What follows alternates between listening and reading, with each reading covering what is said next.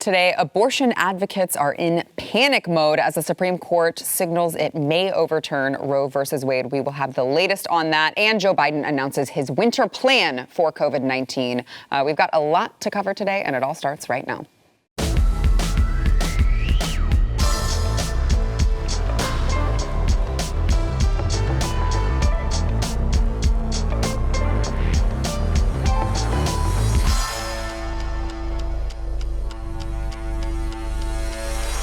Hey, welcome to the news and why it matters. I am Sarah Gonzalez, and it is, in fact, Thursday. So you know who's at the table. We have, of course, Stu Burguiere, host of Stu Does America, and also Pat Gray, host of Pat Gray Unleashed. But we are also joined remotely by someone, I think the timing could not be more perfect. We have Josh Hammer, who is, of course, our Supreme Court expert and also opinion editor over at Newsweek. Thanks for being here, Josh. Sarah, I don't know when you got that fancy new intro, but I'm just happy to be a part of the new production, honestly.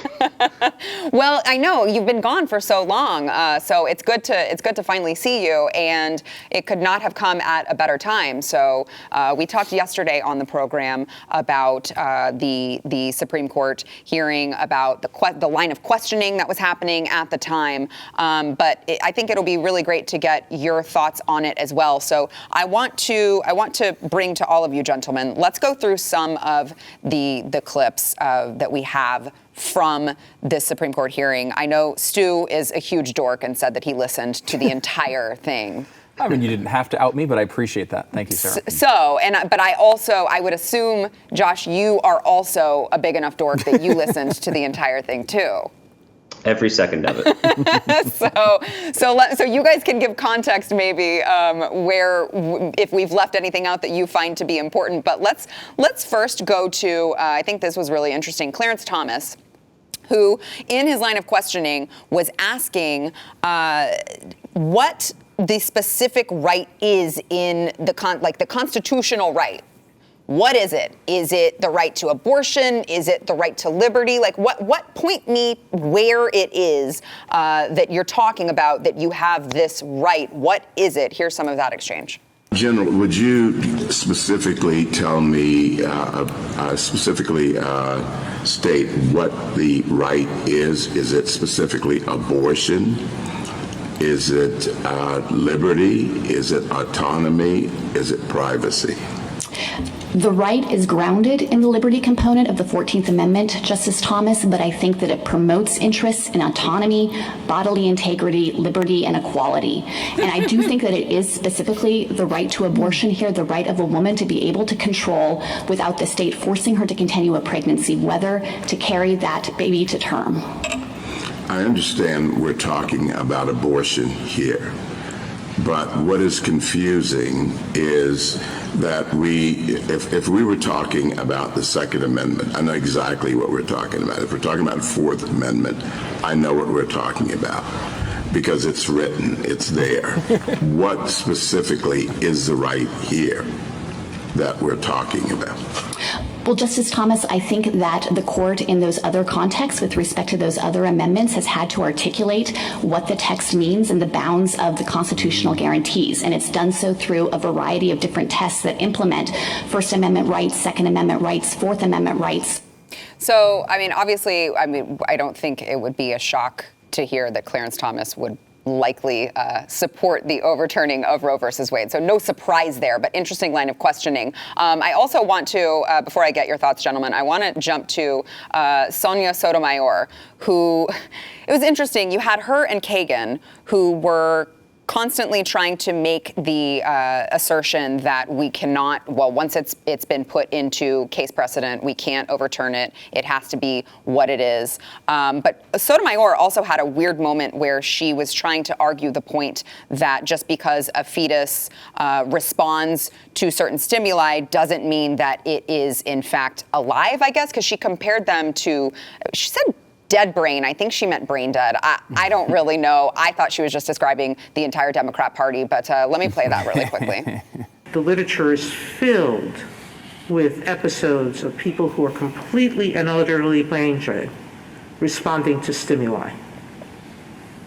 There's about 40% of dead people who, if you touch their feet, the foot will recoil.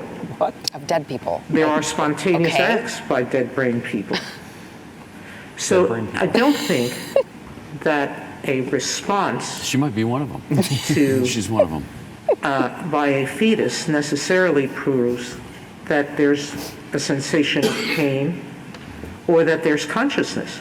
So I don't see how that really adds anything to the discussion.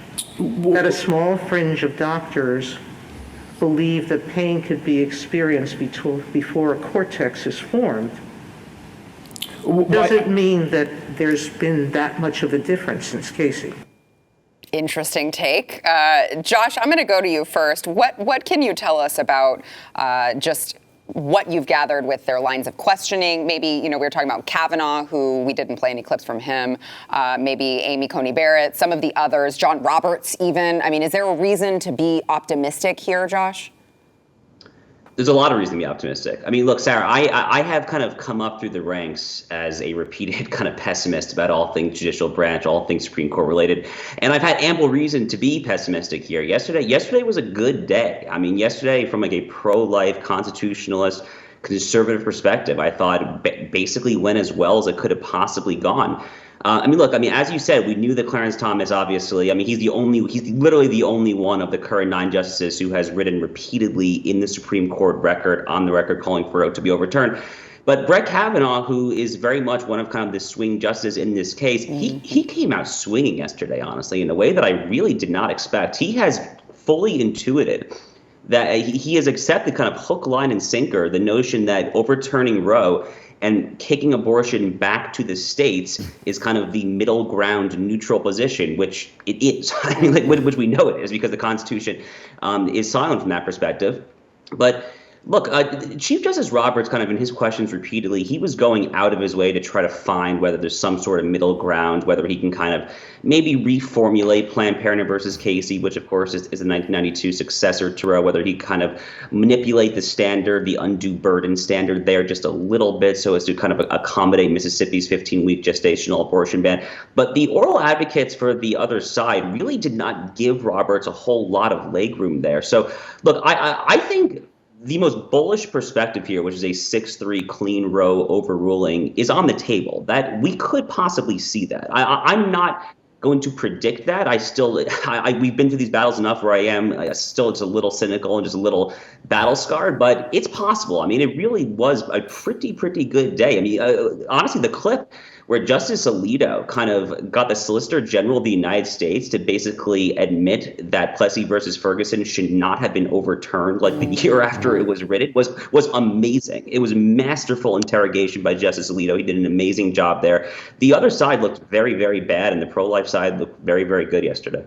Yeah, Stu, I feel like you probably share the cautious optimism, right? You don't want to let yourself get to the place where you're like, it's going to happen. It's going to happen. I've been waiting for it all this time, and it's going to happen. I remember feeling this way about Obamacare, right? Yeah. And it seemed like we had a really good day with oral arguments, and it seemed like it was going down the right road. And then, of course, it comes out, and it does not go down the right road. I totally agree with what Josh said, though. I think it was, generally speaking, a good day. I don't. When they were going to Mississippi and asking them, I didn't think those were the strongest pro-life arguments I'd ever heard. But generally speaking, I thought it was pretty good. I mean, Clarence Thomas needs a force field around him. He needs to be protected at all costs, no matter what. He's America's most important person. We should develop a force field just for him. Alito was fantastic as well. The Sotomayor is bizarre. I mean, she's just bizarre. I mean, at one point she tried to also, I think it was her, I can't remember if it was her or Kagan, but she was talking about how, I think it was Sotomayor, and talking about how we can't overturn these cases. It just can't do it. That's absolutely crazy. And you go back and you look at, she looked at the Heller case on the Second Amendment. She used that as an example and said, well, we might overturn the Second Amendment then if you want this to go on, if you want this to start up. She herself, 2 years after the Heller case, voted to overturn the Heller case. She literally did what she was threatening already. This is, it's a bizarre stance they have.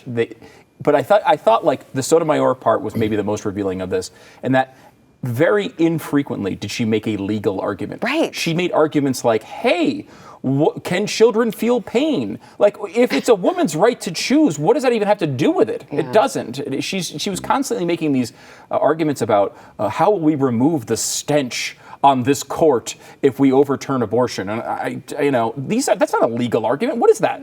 That's just like, please don't overturn this thing I really love for some reason. Just can't I just can't give up this possibility of not letting children live. It's so incredibly important to the left for whatever reason. So I did think it was a good day. I'm just so pessimistic after being beaten down for so many years on this. I hope that's it, though. I mean, I don't have a lot of substance to come at you to say that it wasn't a good day. Yeah. Pat? I was really excited to see Thomas's line of questioning, because what he was showing there was it's not in the Constitution. Right. There's no right to abortion in the Constitution. Right. What are you talking about? You can't point to it, and you can't specify it because it isn't there. So that's a really good argument. And you think? I think that's really good. It's not constitutional, so let's get rid of it. However, I'm pretty pessimistic because I just have no confidence in John Roberts. Yeah. I think he's an absolute coward, and he's looking for a way out, and the other side's not going to let him have one. It's all or nothing for them. And so that's kind of interesting, because they've made this, all right, we're going all the way to Roe v. Wade, and you've got to overturn Roe v. Wade if you're going to do this. Yeah. Good. Okay. Right. All right, let's do it. I haven't had a lot of confidence that could happen. I'd love it to. Yeah. But I don't know. Josh, what's your take on Roberts? I mean, obviously we all have a great reason to feel shaky about him, but what's your feedback there? Look, the chief was clearly, he performed basically exactly as I thought he would perform. He's clearly looking for some sort of happy median between just nullify the Mississippi statute on the one hand or just overturn Roe on the other. Those obviously are kind of the two extremes here. And he was fishing for a middle ground there. The problem is that from a constitutional law perspective, as many people have written, perhaps most prolifically my friend Sharif Gurgis, who's a Notre Dame law professor and just a brilliant young constitutional scholar, he's explained very carefully how the precedents of Roe versus Wade and Planned Parenthood versus Casey do not actually permit a principled middle ground here. Now, that doesn't mean that he couldn't just concoct one. It doesn't mean that he couldn't just fabricate one. He could basically say, the undue burden viability standard from Casey, we're just going to reformulate that as, pick your poison. I mean, it's totally arbitrary. It'd be like a 12-week ban, brain waves when you see a fingernail. I mean, we're literally just making stuff up at this point. But I think the chief is cynical enough to basically just own that. The question is whether he could manipulate, and it would be manipulation, whether he could manipulate through kind of the informal channels the way that the court works, whether he can basically entice Barrett or Kavanaugh to join him. Now, look, I was texting with some friends yesterday who clerked on the court, clerked for some conservative justices. They all felt confident after what they heard that at conference tomorrow, so the justices, there's a conference every Friday where they kind of meet for the cases. They all told me that at conference tomorrow, they fully expect there to be 5 votes to overturn Roe versus Wade, based on what they heard. Wow. But as Stu accurately noted, he accurately referred to NFIB versus Sebelius. There were 5 votes on that Friday conference too, to go one way, and then it went a totally different way, in part because the chief is so fickle. So we'll see, but we could theoretically lose the chief here and still get 5 votes to overturn Roe. At the end of the day, my prediction is not quite a full Roe overturn. I do think it's going to be somewhere in the middle. I just can't bring it in me to have enough faith in Kavanaugh and Barrett to go all the way, especially if it's 5-4 without the chief to make it 6-3. But look, I hope that I'm wrong. I mean, obviously, I think a legitimate overruling of Roe versus Wade is indeed a distinct possibility. So, and then tell us too, so you said that they're meeting on Friday. Like, how does this all play out now that they've heard these oral arguments? So the senior member of the court's majority basically gets to assign the opinion. So a lot of people think that the chief could join the majority simply for purposes of trying to make it as narrow an opinion as possible. So there's a lot of ways that theoretically could break down. Honestly, based on what I heard yesterday, I feel pretty good about Kavanaugh. I feel pretty good that Kavanaugh is ready to join Alito, Gorsuch, and Thomas to actually overturn Roe. So the question then is really, what does Amy Coney Barrett do? Could Barrett join those four to make it 5 clean votes to overturn Roe? In that case, the chief has one of 2 options. He could write a solo opinion, basically saying, I concur with the result, but on XYZ completely arbitrary, concocted of thin air, narrower grounds, then obviously the 3 liberals dissent. Or he could man up, let's just call it what it is, man up, and like go with what he deep in his bones knows is right, because he is a smart man who clerked for William Rehnquist. He knows this is the right answer. He could just join it and make it a 6-3 decision, which, from the chief's own vantage point, would probably make it more, quote, institutionally legitimate, right? It wouldn't be one of these, quote unquote, 5-4 decisions. But the way this works from here on out is it's just going to be kind of informal, passing along notes. I mean, the justices are very collegial, right? People kind of forget this. I mean, we remember Scalia, Ginsburg, they went to the opera together. This isn't quite like Congress. I mean, like, they actually really kind of at the end of the day are friends. So there's going to be a lot of like informal, trying to like make chit chat at the lunch table, the water cooler. They'll pass along notes. They'll pass along draft opinions eventually. So a lot of kind of informal persuasion is the way it's going to play out from here. But I do agree with what my friends were texting me yesterday. I think at conference tomorrow there are 5 votes to overturn Roe. The question again is whether the chief can manipulate Barrett or Kavanaugh to kind of squish out, basically. Yeah. Well, Josh, thank you so much. Your commentary here is invaluable as always. Opinion editor over at Newsweek, Josh Hammer. We'll see you next time, Josh. Thanks, Sarah. All right, so when we get back, I'm going to make your heads explode here with, I just thought for funsies, we'll play a clip of Whoopi Goldberg and her, well, it's just that you guys don't have an opinion. You shouldn't have an opinion on abortion because you're men. Okay. So I'm going to let her actually womansplain it to you. Oh, okay, cool. Once we get back. First, we want to thank our sponsor, Home Title Lock. So you have homeowners insurance for a really good reason, right? Because you could have a fire, a flood, a burglary that could just destroy you financially, but you probably haven't thought about another major crime that your homeowner's policy doesn't cover. It's called home title fraud, and it is actually one of the fastest growing crimes, according to the FBI. Could completely ruin you financially.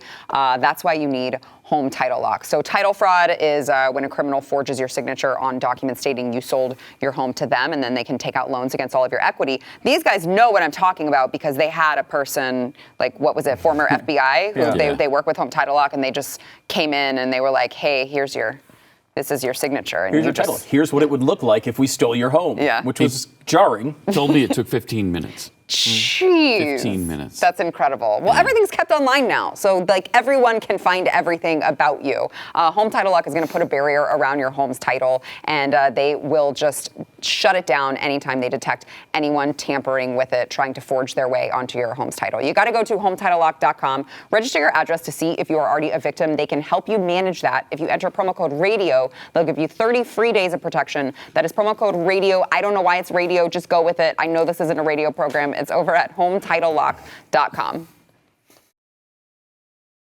So yesterday we talked about on the program where the abortion, I guess they're really just like abortion advocates, right? Like they love abortion. They want to shout their abortion. They were it's the weirdest thing ever. Yeah, they're up on the steps of the Supreme Court, like taking abortion pills and yelling abortion forever. Which is just really weird. Oh, man. Yeah, but it is. So another abortion advocate, of course, The View's Whoopi Goldberg had a lot to say on all of the oral arguments. I'm not sure any of them were like very good points, but I like to not waste an opportunity to play Whoopi Goldberg for Stu and Pat. So let's listen to Whoopi Goldberg saying that you as men do not know anything about this issue, okay, because you don't know what it's like. Watch. Do any of you men have any eggs or the possibility of carrying a fetus? How dare you talk about what a fetus wants? You have no idea. Wait, I was a fetus at one point. I know what a fetus wants. Fine if you disagree with abortion. I have no problem with that. I don't think that's My true. problem comes when you tell me what I need to do with my doctor and my family. How dare you? How dare you?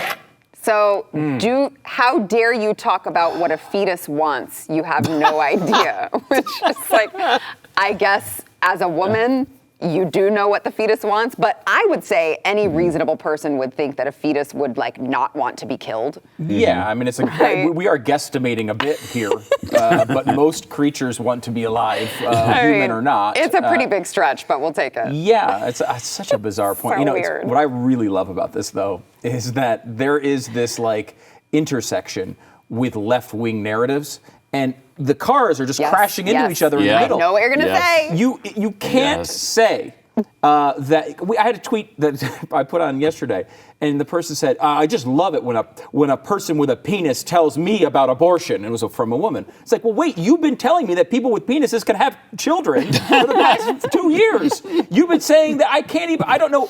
Having a penis or not having a penis gives me no information as to what gender they are. Men can get pregnant too. Men That's can what get they pregnant say. too. They say it Yeah. all the time. You keep describing people with uterus and all of these dumb things, and it's like they keep crashing into each other. This is your old point, guys. Right. This is the point you made 10 years ago when you used to care about women and women's rights. This is ancient. It's out of date. Your new point is that men can have children, therefore can have opinions on abortion.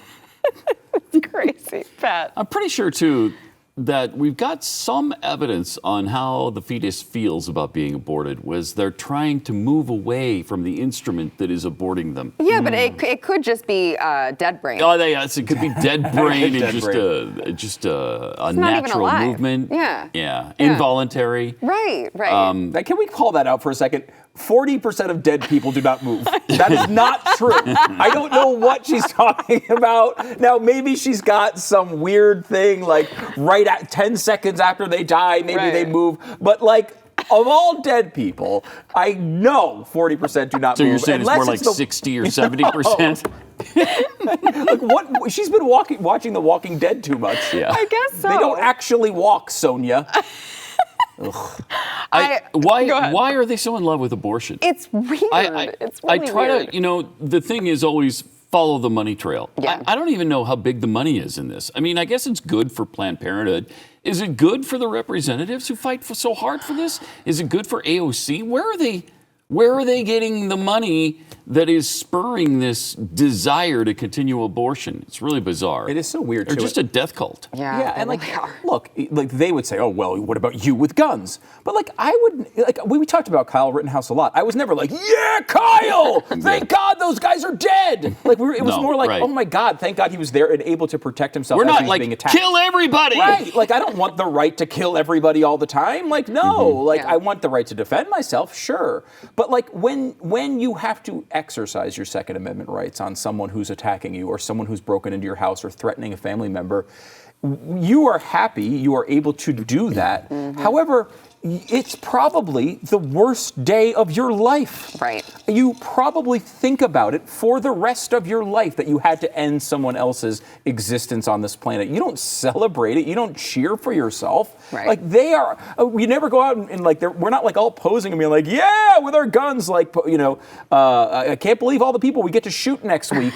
Like, they're Can't wait to kill Right, people. like it Yeah. used to be safe, legal, and rare, and now they say screw rare. Yeah. I don't care about that anymore, and I don't know if they care about it being really safe either. They care about it being legal. Yep. And the one thing that is I think there's a huge repercussions of this, and I'm willing to pay pretty much any price. Pat and I used to talk about this on the show all the time on Pat and Stu, that like we could morally justify coming in here every day and talking only about abortion and never discussing anything else. That's how important it is. It would be a very boring show, and people would get sick of it very fast. But it would be morally defensible.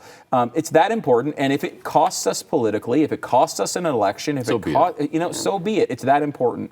But it's going to have tough ramifications. If they overturn Roe versus Wade in this country, Unreal. the left is going to go insane. Oh, I kind of love that. I love it too, until every city. they burn down They're cities. going to burn down right. cities. Well, I mean, that's a short trip Yeah, to it push is. them over the edge, right? But It is. you know what? I do find it interesting. They will be burning down cities, but will there be way more and way quicker of an answer to that, a solution to that, when they're the ones in power right before an election year? Maybe.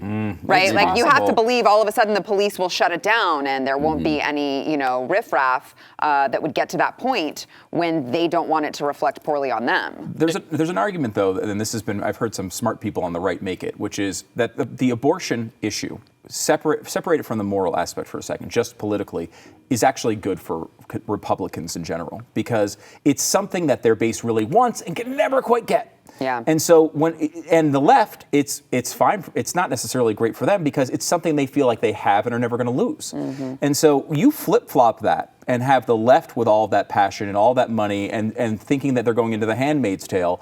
And the right has now achieved this thing they've been going for the whole time. Politically, it may hurt, but you know what? So what? Yeah. You know, if you're talking about millions of lives that could potentially be saved here, and by the way, millions of minority lives, how many millions of black people would be alive today? How many Hispanics would be alive today if our policies were in place instead of the left's? Yeah. You can call us racist all you want, but I can tell you that's the result of all of these policies, that we would have millions and millions of more great people to interact with, to work with, to be friends with, to maybe annoy you at the drive-thru. Who cares what they're doing? The bottom line is they would be alive, and that is the right outcome. Yeah. And there was one more piece of butt stupidity in her rant. Yes. And there's so much butt stupidity there. It's hard to get it all out.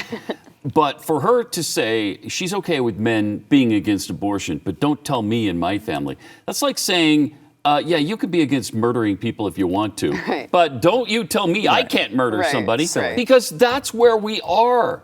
How do they not comprehend that? Yeah. We believe this is murder. You're killing a baby. You're killing human life. Yeah. So of course we're going to say, hey, don't do that. Yeah. Well, she also makes that point, and I'm like, no, you're not actually. You're not actually okay if we disagree with you on abortion. That's true. absolutely not true and that's at all. true as well. And she also, of course, makes the argument against vaccine mandates, which the left is constantly pushing when she says, who are you to get in the middle of my decision with my body and my doctor and my health? I'm like, oh, there's another intersectionality crash right there. Just You would have appreciated Amy Coney Barrett sort of brought that up yesterday. Really? Yeah, because one of their big arguments was bodily autonomy. Yeah. And she said the word vaccine in the middle of her question. I mean, it's true. It's like, how do you make these 2 points at the same time for a mandate and this? Right. So that was actually addressed briefly yesterday. interesting. And literally, the only one of those two issues that actually has only bodily autonomy are the vaccine mandates. It's not bodily autonomy that you're talking about when you're talking about another life. Right. You're talking about somebody else's body. Right. Inside yours. Right. Yeah. All right. We've got more to come. First, we want to thank our sponsor, Built Bar. So this holiday season, you need to be sure that you are armed with a protein bar that tastes like a candy bar. Okay. Because I don't know if you guys are still feeling it from Thanksgiving, but there was a lot of food was had, a lot of pies, a lot of cakes, puddings, maybe some Kexi cookies. So there's just a lot of food that is happening in the holiday season. You need to make sure that you are prepared in your pantry with something that is going to taste good. You're tasting like you're cheating on your meals, but you're not going to expand your waistline with Built Bar. It is, of course, low in calories, low in sugar, low in carbs, and high in protein. You get the best of both worlds. They are healthy, but also they taste great. So you got to go over to the Built website, and you can maybe get a mix box. You figure out which flavor you like the best, and then you can load up on it. But they've got a ton of different flavors. So check it out over at Built.com. If you use promo code NEWS15, you will save 15% off of your order. That is NEWS15 over at BUILT.com. So Joe Biden has announced the White House's plan to battle COVID-19 over the winter. And I want to run through them with you guys. But let me first, I thought that this was quite interesting, this first one here. So he said that there will be free at-home rapid tests because he wants health insurers to have to pay for it. Let's listen to Joe Biden. That health insurers must cover the cost of at-home testing, so that if you're one of the 150 million Americans with private health insurance, next month your plan will cover at-home test.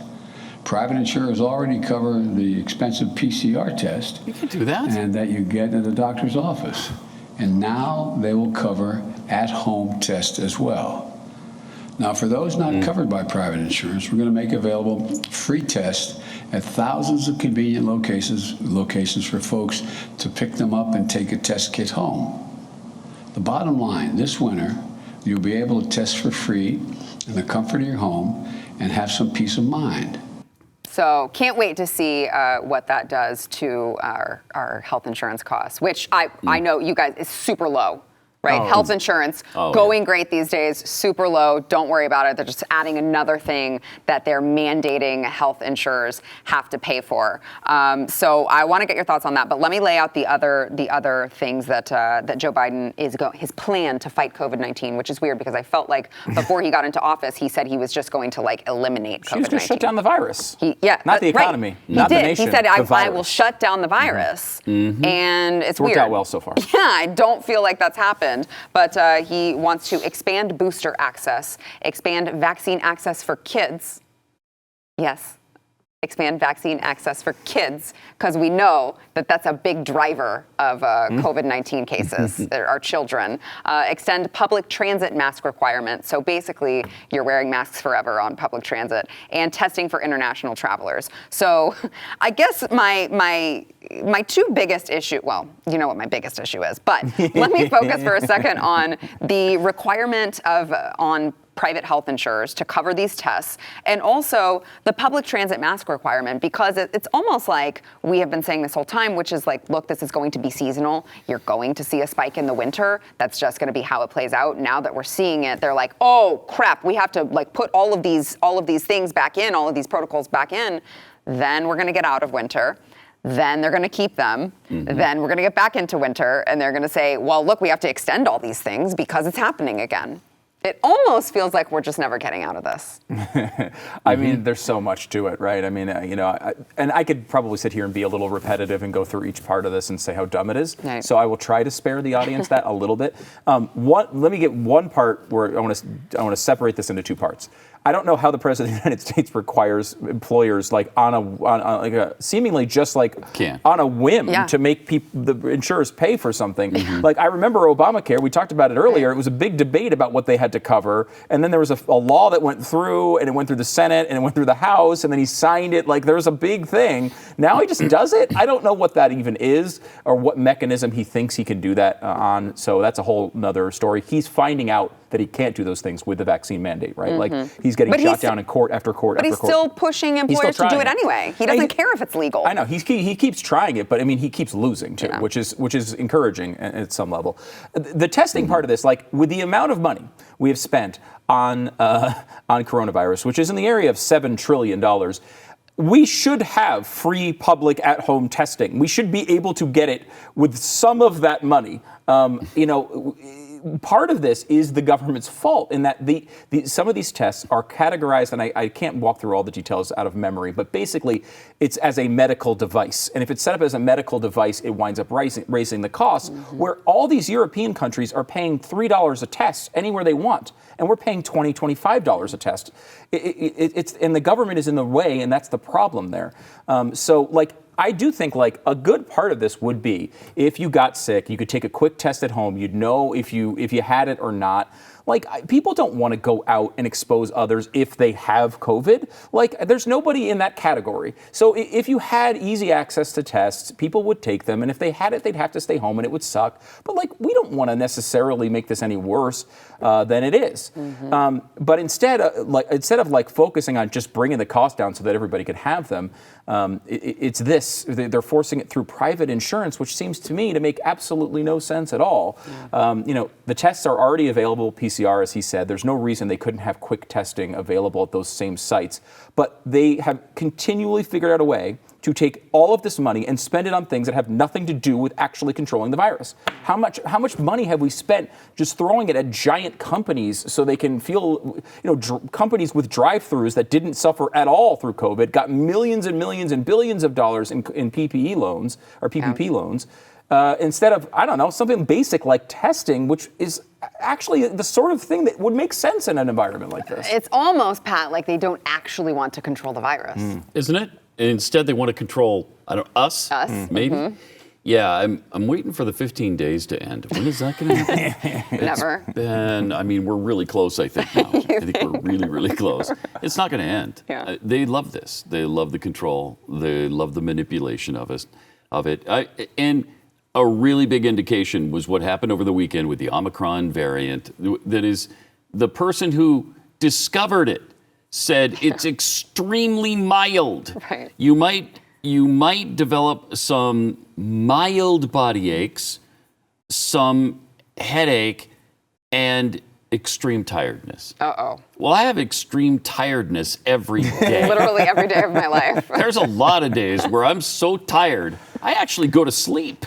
Whoa. And in some cases for hours at a time. Wow. Yeah, 5, okay? Have you get that 6 checked out? hours. I might have to go. Probably should get an at-home rapid Because maybe test. I've had Omicron or Omicron my whole life. I don't know. I don't know. But man, the fear-mongering is unbelievable. And they're just going to keep ringing that bell. Yeah. I mean, you have to believe that they will. Because what motivation will they have to shut it off once we get through this winter and they've brought back all of these, expanded all of the requirements and all of that? Yeah, I mean, where's the motivation? I do think though, I feel that way a lot sometimes too, where it's like, oh God, this is just never going to end. That we have to keep dealing with this constantly. Are you about to be optimistic? Let me be optimistic just a bit. Oh. I mean, here we are, and I know. You may be in California paying attention to the show. You may be in New York. You may be in Illinois. You may be somewhere terrible. There's a lot of people in Australia, actually. Oh, yeah? Well, you should definitely get the hell out of there, apparently. But, we're in a red state. Yeah. And I guarantee, yes, we probably have it better off than a lot of other people. But, we say it's never going to end. Does your life feel any different right now? I mean, honestly, I go. Fortunately, because we're in Texas, in Texas, not a lot. Not at all. I've been all over. I just broke my toe, my foot, and they wanted me to wear a mask at urgent care, and I was like, no.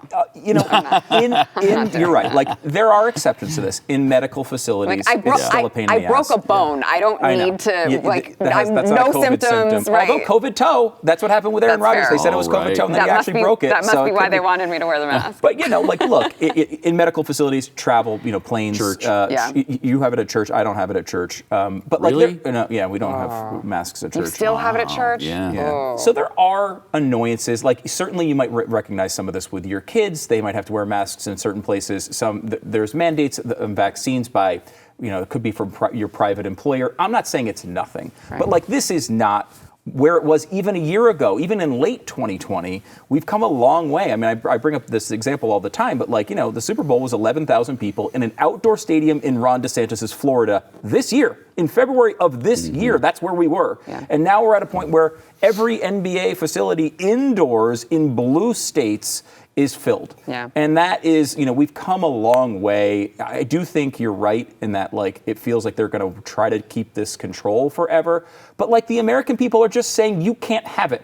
Even Democrats are saying, screw off, you can't have it, we're going to live our lives. Yeah. So, on Twitter, it doesn't feel like that, but I do feel like in real life, sometimes it is. Well, I appreciate the optimism. There we go. It's a surprise coming from you, but I appreciate it anyway. All right, we've got more to come. First, I want to thank our sponsor, Moink. So I don't know if you guys realize that, well, you probably do if you listen to this show, but 97% of the chickens served in the United States are actually dipped in chlorine, which sounds really disgusting, and you don't realize it, but Big Food does not have the same quality standards as the family farm, which is why you've got to sign up for moinkbox.com. Moink delivers grass-fed and grass-finished beef and lamb, pastured pork and chicken, wild-caught Alaskan salmon. It's direct to your doors, and it's also helping family farms become financially independent outside of big ag. Their animals, they're raised outdoors, their fish swim in the wild. It's free of antibiotics, hormones, sugar, all the other junk that you find prepackaged in the meat aisle. And by the way, Pat, I know you can back me up on this. This is amazing meat. Yeah, really you good. Taste the difference. My son swears they have the best bacon he's ever tried in his life. I would agree with him. It's just funny coming from a 9-year-old. He's very, very passionate about it. You got to sign up at moinkbox.com/news. You'll get a year of ground beef for free, and then you can pick which meats you want delivered with your first box. You can change whatever you want every month and cancel anytime. You can go to moinkbox.com/news. Get free ground beef for a year over at moinkbox.com/news. Well, I can't have Pat and Stu on the show and not talk about Chris Cuomo being suspended from CNN. He just went out on his radio show yesterday. He said, it's embarrassing, it hurts, but I understand it. I understand why some of the people feel the way they do. They have a process that they think is important, and I respect that process, so I'm not going to talk about this any more than that. Find it interesting. He says they have a process that they think is important. He didn't say it was important or that he thought it was important. But Chris Cuomo suspended indefinitely. Yes, finally. Yeah. There is kind of conflicting reports. Brian Stelter saying maybe he'll be back in January. There's been reports in the New York Post that Zucker's done. He's done with them. He's had enough of this. Usually when they suspend him indefinitely, that is the outcome. Usually is the outcome. Yeah, they want it to like die down and then it'll just kind of go away quietly. It could be monitoring for what's the blowback, how does this play out. It's always possible. I think though, it's what's interesting here is obviously he should have been fired a long time ago for number one, his ratings. Number two, suck. He's plain just suck. a terrible host and he's really dumb in a lot of ways. But also what he did with this Cuomo thing, which is, he was literally writing speeches that Andrew Cuomo was reading and then CNN was covering. I mean, it was basically CNN covering their own hosts' writings, and they had no idea about it. That's completely unacceptable from a journalistic standpoint. Then you look at this where he went after the women in the case. He tried to jump in and do prep. He did call sources on his brother's behalf, which he outwardly said he did not do. All of this, from a journalistic standpoint, should have had him fired. What got him to this point and got him suspended is because he embarrassed CNN again. Yeah. And they finally got sick of it. And that's hard to do. Right. I mean, he's lying to Who them. else is on there? Yeah, right. Mr. Zoom call pleasuring himself. Oh, that's a good point. Yeah, but you know what? Jeffrey Toobin didn't lie about it, and he didn't do it intentionally. I don't think you could lie about it at that point. Yeah, that's true. He might try to lie but about I will it. say the intentional part is part of it, right? Like Jeffrey Toobin, for everything that he did, and while I don't want to discuss it, made a mistake, a bad mistake. He did not want to be on the Zoom call doing that. Right. I think we can all agree on that, I think. Yeah. Chris Cuomo did want to do this. He did want to break all of these rules. He did intentionally lie to CNN, then go on television and say, I never called any sources on my brother's behalf, and I never looked for more information about these women. Wow. And yet he is on record in text messages from the state of New York doing both of those things. Exactly. Two things he said he did not do after he got caught. And went on the air to justify it. Yeah. I don't know what else you could do with CNN, though I am somewhat surprised they did something because I thought they were beyond shame at this point. And apparently not. I agree. Pat, last word on this. Like Stu said, he should have been canceled a long time ago because he sucks. Are you surprised, though, that CNN actually did anything? I mean, I was making fun of it. A little bit, but they're kind of backed into a corner now because he did flat out lie, and it looks really bad now. If you would have just let that go, I think you've lost, well, they've already lost credibility, but any semblance that they might have had otherwise, they've got to let this guy go. I feel like even if they knew that it happened, but the transcripts had not been released where like other people could see it for themselves, they probably still would have kept him on. Yes. Yeah, I think so too. And they should be looking at this the other way. A blessing to get them out of that contract. Yeah. He's a catastrophe as a host. He's getting 100,000 people in demo a night, which is a disastrous number. Yeah. A number we would have been embarrassed at CNN headline news when we worked there. Yeah. Is he's getting on the main network. They should just use this as a blessing in disguise and get out of the contract and not have to pay it. Yeah. All right. We got to take a break. We'll be back. I mean, he's terrible. What's his 12 plus or 2 plus? All right. Don't forget, you can still order what I'm wearing here, which is the lovely Let's Go Brandon ugly Christmas sweater, which I actually was very, very happy that I had in my dressing room because I was, like I said, I went into urgent care and they had me on crutches. It's it's all very dramatic and embarrassing. And I was like, I'm already in sweatpants and the sweatpants aren't coming off. So what else can I put on that will go with the sweatpants? And it's very comfortable. So make sure that you go get you one. It is over at shop.blazemedia.com. If you use promo code NEWS20, you will get an additional 20% off. And it's just in time for the holidays to annoy your liberal relatives. I mean, I'm just saying, not that I would do anything like that. You don't like confrontation. Oh, I've noticed that about you. It's the worst for me. You can also get one of these shirts here, Stu. It says learn, then protest. The order is important. You've noticed that around the abortion hearings. All these idiot people out there knowing nothing about what they're talking about. Yep. Learn, then protest. And the Kyle Rittenhouse situation. Oh, yes, there's no better example than that. One of the worst. You can also find Pat Gray. He's not sporting any of his gear. He's got good gear, though. But he does have really awesome gear over at that. You can find it all in the same place, shop.blazemedia.com. Make sure you head over there. By the way, we're feeling extra in the holiday spirit over at BlazeTV. You can save $25 when you sign up for a year if you use promo code NEWS25 over at blazetv.com/newsny. Thanks, guys. Thank you.